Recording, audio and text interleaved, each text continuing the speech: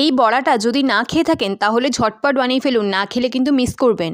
এটা হচ্ছে সজনে ফুলের বড়া, খেতে কিন্তু ভীষণ ভালো হয়। প্লেন ডাল ভাতের সঙ্গেও কিন্তু দারুণ লাগে, সঙ্গে চা কফি মুড়ি যে কোনো কিছুর সাথেও কিন্তু ভালো লাগে খেতে। তাহলে চলুন রেসিপিটা একটু শর্টে বলে দিই ঝটপট। প্রথমেই দেখতে পেলেন সজনে ফুল নিয়েছি, পরিমাণ মতো আপনাদের যতটা দরকার সেরকম নিয়ে নেবেন। তাতে দিয়ে অল্প করে একটু নুন দিয়ে ভালো করে একটু চটকে চটকে মেখে নিতে হবে। তারপর দিয়ে দেবো পেঁয়াজ কুচি, লঙ্কা কুচি, কাশ্মীরি রেড চিলি পাউডার, হলুদ গুঁড়ো, জিরে গুঁড়ো, ধনে গুঁড়ো আর পরিমাণ মতো বেসন। তারপর দেবো অল্প করে একটু জল দিয়ে আবারও ভালো করে একটু চটকে চটকে মেখে নিলেই হয়ে যাবে কিন্তু এটা রেডি ভাজার জন্য। তারপর কড়াইতে সাদা তেল গরম করে বড়ার শেপে দিয়ে উল্টে পাল্টে একটু ভেজে নেবো লাল লাল করে।